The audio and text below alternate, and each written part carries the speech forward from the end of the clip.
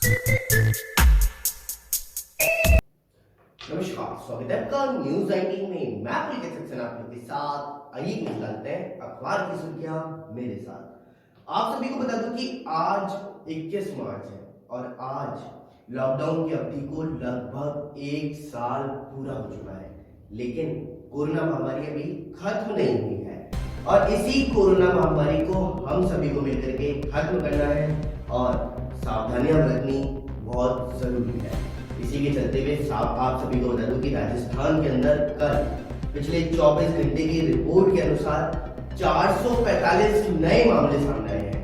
साथ ही साथ इसमें अच्छी बात तो यह है कि रिकवरी रेट 98.12% अभी भी बनी हुई है। वहीं एक बात और आप सभी को बता दूं कि लगातार दुष्कर्म के मामले पूरे देश के अंदर सामने आ रहे हैं, लेकिन इन दुष्कर्म के मामलों में सरकारी अधिकारी ही सम्मिलित होते हुए नजर आए हैं। हम बात कर रहे हैं मुंबई अमृतसर रेलगाड़ी की, जिसके अंतर्गत एक विदेशी महिला के साथ में छेड़छाड़ का मामला सामने आया है और वो भी छेड़छाड़ का मामला किसी और के द्वारा नहीं, आरपीएफ के जवान के द्वारा ही देखने को मिला है। इसमें उनको गिरफ्तार कर लिया गया है और उन्हें निलंबित भी कर दिया गया। साथ ही साथ एक बात और आप सभी को बताता हूं कि पेट्रोल डीजल पर वैट की दर में पड़ोसी राज्यों के समान करने को लेकर के अब पेट्रोल पंप संचालन 10 अप्रैल को एक दिन की सांकेतिक हड़ताल करने जा रहा है और इस हड़ताल में यह भी सुनिश्चित नहीं किया गया कि पेट्रोल पंप को खोला जाएगा या फिर उस दिन पेट्रोल पंप बंद रहेंगे, लेकिन पड़ोसी राज्यों के बराबर पेट्रोल और डीजल में वैट बढ़ाने और कम करने यानी समान करने को लेकर के यह सुनिश्चित हड़ताल की गई है। वहीं आप सभी को एक बात और बता देता हूं कि गुर्जर की थड़ी से गोपालपुरा बाईपास तक नो एंट्री में खड़े वाहनों को जब्त किया गया है। सड़क सुरक्षा और जीवन रक्षा के चलते हुए यह कार्य किया गया और इस कार्य के अंदर आप सभी को बता दूं कि 66 वाहनों के साथ साथ 135 वाहनों के ऊपर कार्यवाही भी की गई है।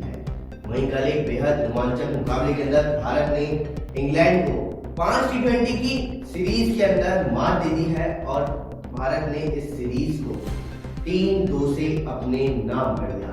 वहीं कल ताबड़तोड़ बल्लेबाजी करते हुए भारत ने अच्छा स्कोर बनाया 225 का और उसके बाद में इंग्लैंड को 180 से 190 रनों के बीच में ही उन्होंने रोक दिया। इसी के साथ भारत ने यह सीरीज अपने नाम की। तो अखबार की खास सुर्खियों के अंदर बस इतना ही। देखते रहिए न्यूज 19। नमस्कार।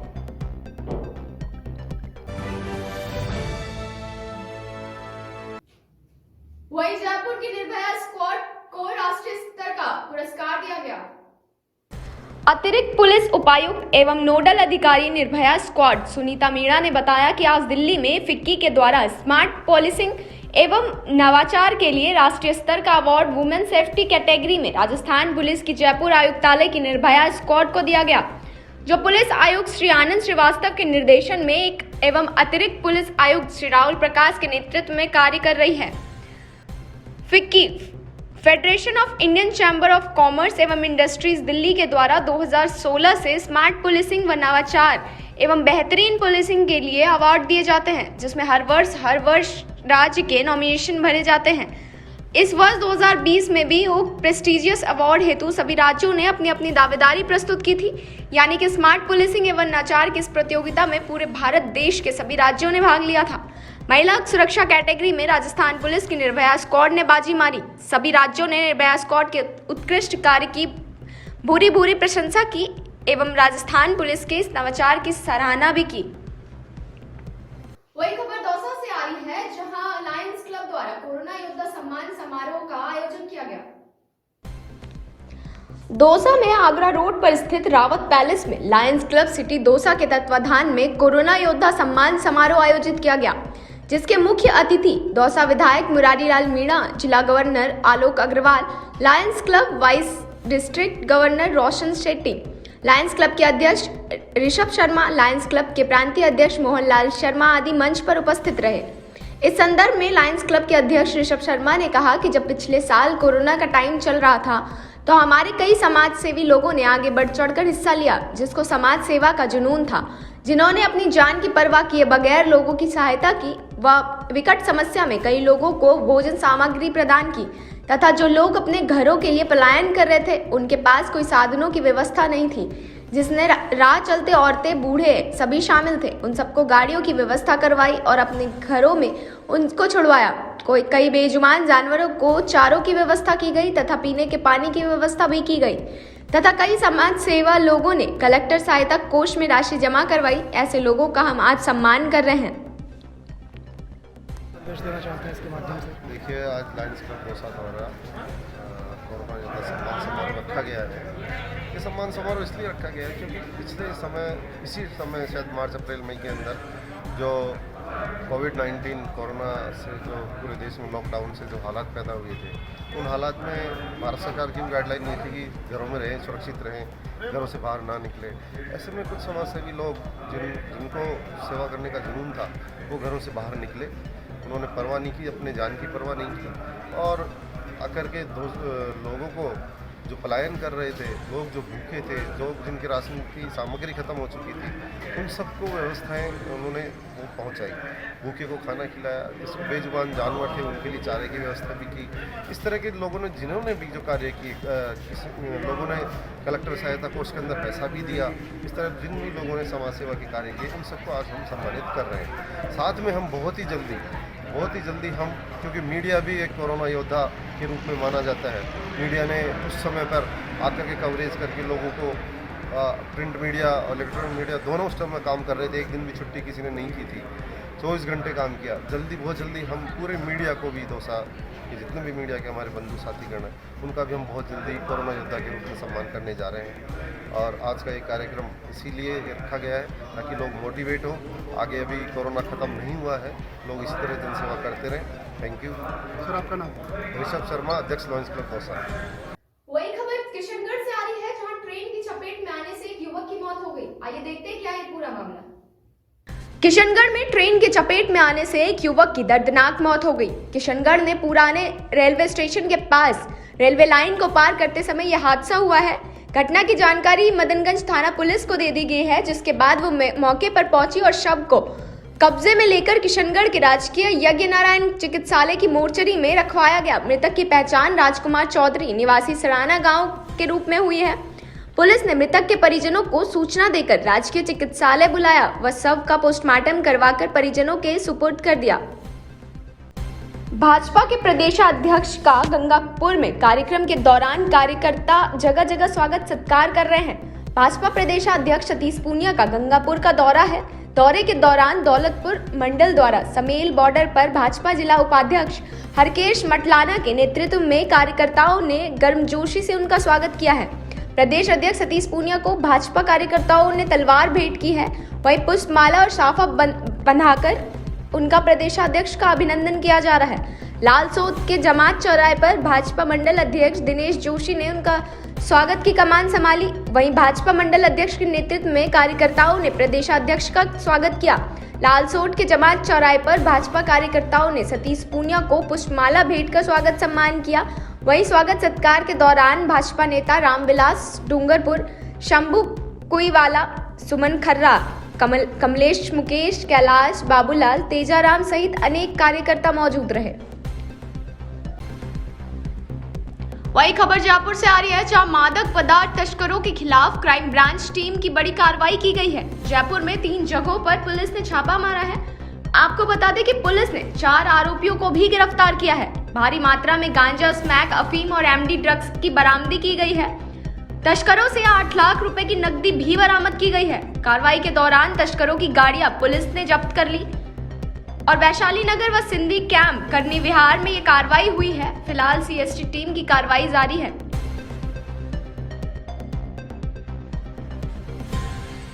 वही खबर सिवाड़ी मंडी से, जहां कृषि मंत्री के कार्यक्रम को रोकने के लिए किसानों और युवा मोर्चा के सदस्यों ने डेरा डाल दिया है। कृषि मंत्री जेपी दलाल का सेठ मेघराज जिंदल कॉलेज में होने वाले कार्यक्रम के विरोध और बहिष्कार के लिए देर शाम किसानों व युवाओं ने संयुक्त किसान मोर्चा के आह्वान पर भारतीय किसान यूनियन के नेतृत्व में विरोध प्रदर्शन करते हुए डेरा डाल दिया और स्पष्ट ऐलान कर दिया कि किसी भी कीमत पर जेपी दलाल का कार्यक्रम नहीं होने देंगे। रात और सुबह बड़ी संख्या में भिवानी और हिसार जिले के किसान व युवा जुटेंगे। किसानों ने कड़ी चेतावनी देते हुए कहा कि चाहे जो भी हो, लेकिन जेपी दलाल को किसी भी कीमत पे कार्यक्रम नहीं करने देंगे। अगर जोर जबरदस्ती की गई तो जो भी नुकसान होगा उसकी सारी जिम्मेदारी जेपी दलाल की होगी।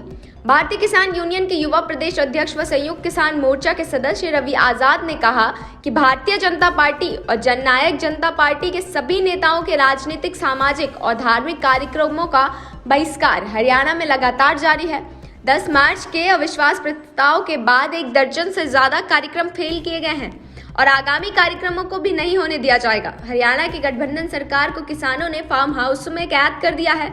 हरियाणा की सड़कें बीजेपी और जेपीपी मुक्त हो चुकी है। कार्यक्रम स्थल पर किसानों का कब्जा हो चुका है और जेपी दलाल को किसी भी कीमत पर यहां प्रवेश नहीं करने दिया जाएगा।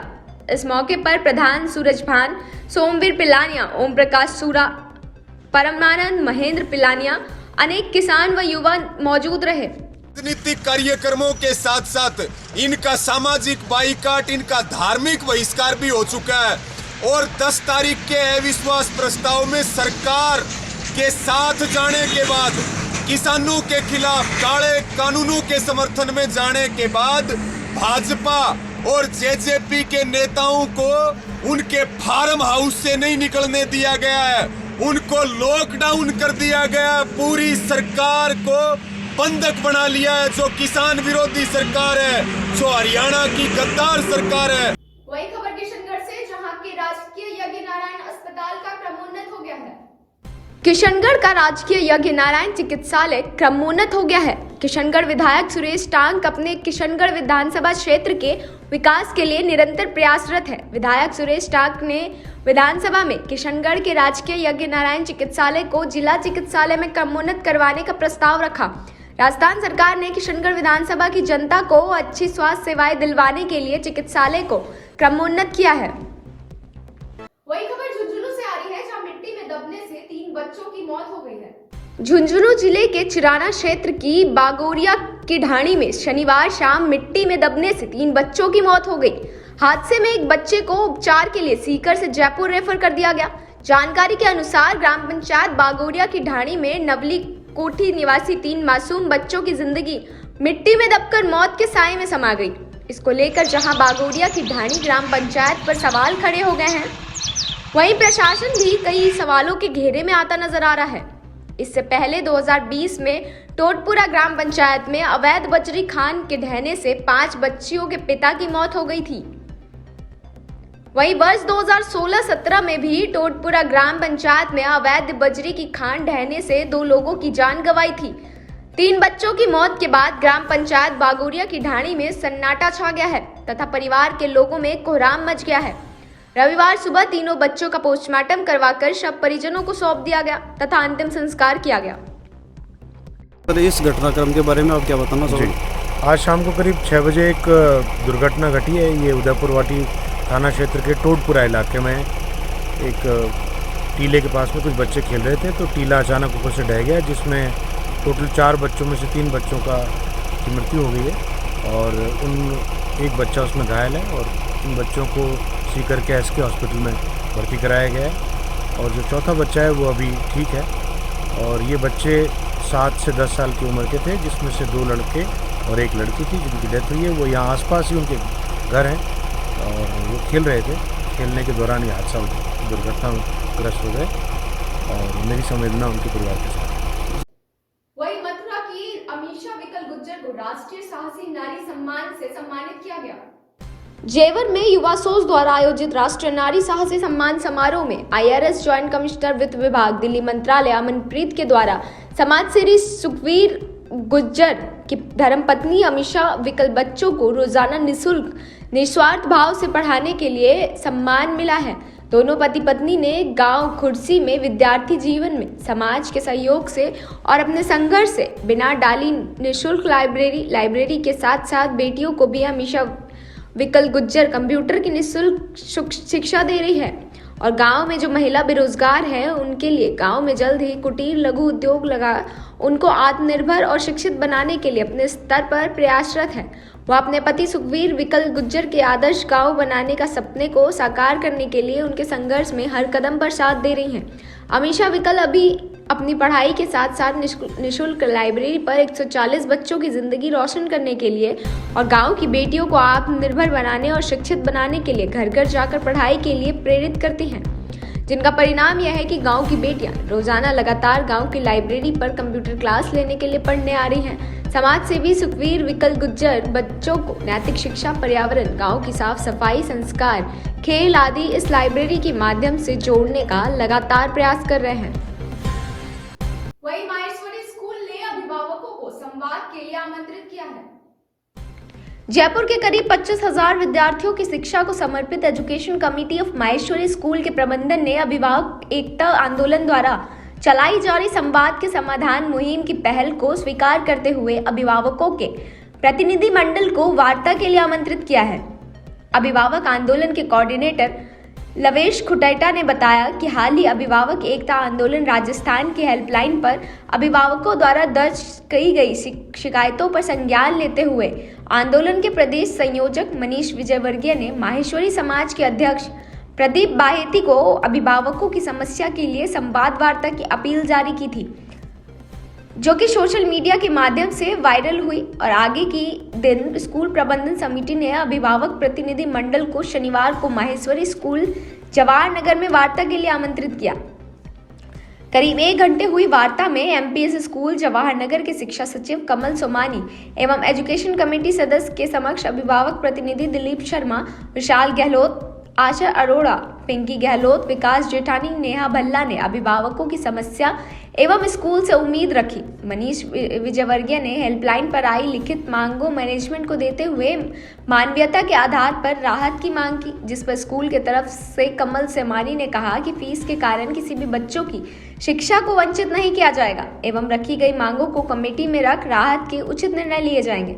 मनीष विजयवर्गीय ने स्कूल प्रबंधन द्वारा संवाद किए जाने पर आभार भी प्रकट किए हैं। नमस्कार, अभी हम यहाँ धन्यवाद देना चाहूँगा सबसे पहले माहेश्वरी समाज के आज जो यहाँ पर अभिभावकों को बुलाया गया है, क्योंकि हमने परसों एक वीडियो जारी किया था सर्कुलर के संबंध में 18 तारीख को जो जारी हुए थे, और उस वीडियो के ऊपर कहीं ना कहीं संज्ञान लेते हुए और एक अच्छे माहौल के अंदर बुलाया गया और हम यहाँ बैठे हैं। अभी 1 घंटा करीब हो गया मीटिंग के अंदर, और सारी बातें यहाँ जो भी अभिभावक अलग अलग ब्रांचेस हैं और जो नाम मेरे पास आए उनको सबको बुलाया, सब यहाँ पर आए हैं, सबने अपनी अपनी बात रखी है मैनेजमेंट के सामने। और जो बातें हमारे पास अभिभावक एकता आंदोलन की हेल्पलाइन पे लगातार आ रही हैं, रिटर्न के अंदर आई है व्हाट्सएप पे, उसके आधार के ऊपर जो सभी के द्वारा, क्योंकि हम ये इंडिविजुअल कैपेसिटी में नहीं है, हम उन पर अभिभावकों के लिए हैं जो कहीं ना कहीं यहाँ पर अभी अवेलेबल नहीं है, उनकी बात यहाँ तक पहुँचाएं। मैं वो करना चाहूँगा, उसको आप आगे जारी करें जिससे कि सबकी जानकारी में आए। माननीय प्रदीप जी बाहेती जी जो माननीय अध्यक्ष है, उनसे उन्होंने ये अवसर दिया मैनेजमेंट के कमेटी के साथ में, सब बैठे हुए हैं प्रतिनिधि यहाँ पर दोनों। अध्यक्ष जी जयपुर, विषय दिनांक 18-19 मार्च को जारी सर्कुलर को निरस्त करने की मांग एवं निवेदन। महोदय, निवेदन है कि माहेश्वरी स्कूल की विभिन्न शाखाओं द्वारा 18 एवं 19 तारीख को जो सर्कुलर जारी हुआ है एवं उसमें जो निर्देश हैं उसके संबंध में निम्न मांगे एवं निवेदन अभिभावक एकता आंदोलन पर आई शिकायतों के आधार पर हम रहे हैं। यहाँ पर 18-19 मार्च को जारी सर्कुलर निरस्त हो उचित संशोधनों के साथ, जो यहाँ संशोधन हमने हमारी तरफ से निवेदन किए हैं। दूसरा, परीक्षा परिणाम लेने के साथ ही फीस के अग्रिम जमा करवाने की जो अनिवार्यता है उसको निरस्त किया जाए। वहीं जयपुर से बड़ी खबर आ रही है, जहां कुछ शहरों में लग सकता है नाइट कर्फ्यू। जी हां, रात 10 बजे से सुबह के 6 बजे तक 22 मार्च से ये नाइट कर्फ्यू लगेगा। मुख्यमंत्री की कोर टीम की बैठक ने यह फैसला लिया है।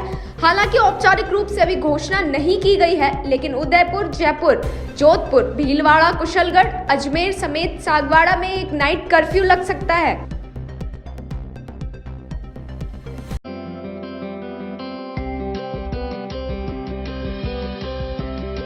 नमस्कार, स्वागत है आपका न्यूज 19 में। मैं पुलकित सक्सेना आप लोग के साथ। आइए एक नजर डालते हैं न्यूज 19 के मॉर्निंग अपडेट की ओर। केंद्रीय मंत्री प्रकाश जावड़ेकर ने दी विश्व वन दिवस की शुभकामनाएं। उन्होंने कहा, युगों से हमारे पास गांव के जंगल की एक बहुत ही महत्वपूर्ण परंपरा थी। अब नगर वन योजना के तहत 200 शहरों में वनों को विकसित किया जाएगा। प्रमोद जैन भाया आज से सिरोही के 2 दिवसीय दौरे पर रहेंगे। आज दोपहर 3 बजे मेर मांडवाड़ा में पीएचसी का करेंगे लोकार्पण और वहीं शाम को 5 बजे जिला स्तरीय अधिकारियों की बैठक भी लेंगे। शिक्षकों और कर्मचारियों की वेतन कटौती से जुड़े मामले में आपको बता दूं, लाचू मेमोरियल कॉलेज के शिक्षक व कर्मचारी आंदोलन कर रहे हैं जोधपुर में। पिछले कई दिनों से यह आंदोलन जारी है और सिंडिकेट सदस्य प्रोफेसर डूंगर सिंह खिची ने मांग भी रखी है। जोधपुर में कल से इंदिरा गांधी नहर में शुरू होगा क्लोजर। सबसे लंबी अवधि की नहर बंदी शुरू की जाएगी। तो वहीं इंदिरा गांधी नहर में मरम्मत व रखरखाव के कार्य हैं प्रस्तावित और नहर व राजीव गांधी लिफ्ट कैनाल की सुरक्षा के लिए भी इंतजाम किए गए। मुख्यमंत्री अशोक गहलोत के एनजीओ भारत सेवा संस्थान का कमाल देखने को मिला है। 3 दिनों में 1500 से अधिक दिव्यांगों को राहत दी गई। आरसी अध्यक्ष वैभव गहलोत का संस्थान से गहरा जुड़ाव रहा। तो वहीं जोधपुर दौरे के दौरान अक्सर गतिविधियों की जानकारी भी लेते रहे। मॉर्निंग अपडेट में बस इतना ही। देखते रहिए न्यूज़ 19। नमस्कार। 12 जिले से बड़ी खबर सामने आ रही है। आप सभी को बता दूं, नाहरगढ़ क्षेत्र में बड़ी सड़क दुर्घटना देखने को मिली।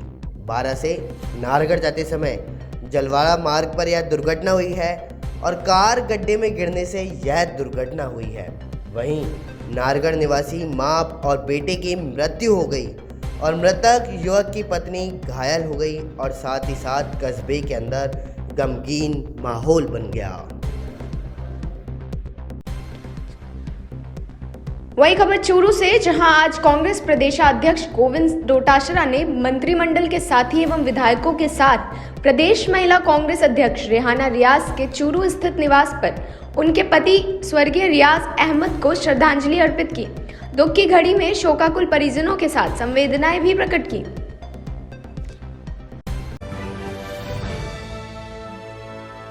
नमस्कार, स्वागत है आपका न्यूज़ 19 में। मैं पुलकित सक्सेना आप लोग के साथ। आइए एक नजर डालते हैं न्यूज़ 19 के दोपहर की तमाम बड़ी खबरों की ओर। राजस्थान में लॉकडाउन की घोषणा का रविवार को 1 साल पूरा हो गया है। यानी आज इसको 1 साल पूरा हो गया और पूरा 1 साल कोरोना की दहशत में निकला है। इसमें कुछ माह से राहत मिलने ही लगी थी कि फिर से पैर पसार रहे संक्रमण ने डराना शुरू कर दिया। अब फिर से वही समय है जब आमजन को जागरूक रह करके मास्क, सोशल डिस्टेंसिंग जैसे उपाय अपनाते हुए कोरोना से पुनः जीत कर दिखाना है। क्योंकि हालात फिर से इस स्तर तक चिंताजनक हो रही है कि बीते 7 दिनों में ही 7 मौतें हो चुकी, जबकि इस माह के पहले 10 दिन में राज्य में केवल 2 मौतें दर्ज की गई थी। राज्य में नए मरीजों की संख्या में भी तेजी से इजाफा हुआ है। अगर हम बात करें शनिवार की, तो शनिवार को 445 नए मरीज मिले और यह संख्या शुक्रवार की तुलना में 43 अधिक है। सर्वाधिक 72 नए मरीज जयपुर और कोटा और 56 कोटा के अंदर मिले। तो वहीं जयपुर में 72 और RUHS कोविड अस्पताल में अब 55 मरीज भर्ती हैं, जबकि 28 फरवरी तक यहां 23 संक्रमित भर्ती थे। साथ ही अब कुल संक्रमितों की संख्या 3,24,948 और कुल मृतक संख्या 2,796 हो गई है। राजस्थान बीजेपी प्रभारी अरुण सिंह राजसमंद और सहाड़ा की नब्ज टटोल करके आज शाम को जयपुर पहुंच सकते हैं। शाम को प्रदेश अध्यक्ष सतीश पूनिया से उनकी टिकट बंटवारे पर चर्चा भी हो सकती है और पूनिया का दावा है कि तजुर्बे के साथ युवा जोश को टिकट में तरजीह मिलेगी और संकेत साफ हैं कि बुजुर्ग दावेदारों के बजाय युवा पार्टी की प्राथमिकता में रहेंगे। मगर जहां भी सामाजिक संतुलन गड़बड़ाएगा, पार्टी बुजुर्गों पर भी दाव खेलने से नहीं हिचकिचाएगी। भाजपा में राजसमंद और सहाड़ा में टिकट के दावेदारों में परिवारवाद हावी दिख रहा है और भाजपा में इस बार कांग्रेस की तरह गुटबाजी ज़्यादा दिख रही है, जिससे कार्यकर्ता परेशान हैं। भाजपा का कमज़ोर पक्ष आपसी फूट में है और उसका मजबूत कैडर उसकी ताकत है। वहीं कांग्रेस का ग्रास रूट तक कैडर नहीं दिखाई देता। RSS के मुकाबले बूथ मैनेजमेंट की कार्ड निकालने में कांग्रेस को भारी दिक्कतों का सामना करना पड़ेगा। भाजपा में किरण माहेश्वरी और पूर्व सांसद हरिओम सिंह राठौड़ के परिवारों से तगड़ी दावेदारी सामने आई है। किरण माहेश्वरी की बेटी दीप्ति माहेश्वरी मैदान में ताल ठोक रही हैं, तो वहीं रोजाना आम जनता के बीच आकर के अपनी मां के किए कामों को दीप्ति भी गिना रही है। भाजपा कार्यकर्ताओं से सहयोग मांग रही है। अपनी मां की राजनीतिक विरासत को आगे बढ़ाने के लिए भाजपा से टिकट मांग रही है। पूर्व सांसद हरिओम सिंह राठौड़ के पुत्र कर्णवीर सिंह राठौड़ की भी मजबूती दावेदार नजर आ रहे हैं। पश्चिमी राजस्थान में जल संकट इस कदर तक बढ़ गया कि यहाँ के 10 जिलों में पानी पर सशस्त्र पहरा लगा दिया है। पानी की निगरानी के लिए सरकार ने पुलिस व सेना के जवानों के साथ साथ 1 दर्जन विभागों को पहरेदारी पर लगा दिया है। रेगिस्तानी इलाकों में गर्मियों में पानी की चोरी रोकने और आपूर्ति नियमित बनाए रखने 70 दिन तक 24 घंटे सघन चेकिंग भी की जाएगी। पंजाब से पानी लाकर के राजस्थान के 10 जिलों की प्यास बुझाने वाली इंदिरा गांधी नहर परियोजना में अब तक की सबसे बड़ी नहरबंदी शुरू हो गई है। 70 दिन तक चलने वाली नहरबंदी के कारण राज्य सरकार ने 10 जिलों के 50 शहरों और 7,500 गांवों में हाई अलर्ट जारी किया। इंदिरा गांधी नहर परियोजना के रखरखाव के कारण पहली बार भीषण गर्मियों में 2 महीने के लिए नहरबंदी की जा रही है। सरकार ने इस जिले में पानी के स्टॉक वाले स्थानों पर हाई सिक्योरिटी तैनात की और पानी के बांध, तालाब और नहरों में सशस्त्र सेना और पुलिस कर्मी लगातार तैनात रहेंगे। इसके साथ ही राजस्व विभाग, वन विभाग, सार्वजनिक निर्माण विभाग सहित 1 दर्जन से ज़्यादा महकमों के अधिकारी कर्मचारी सभी नहरों, बांधों और जमा पानी की 24 घंटे तक पेट्रोलिंग करेंगे।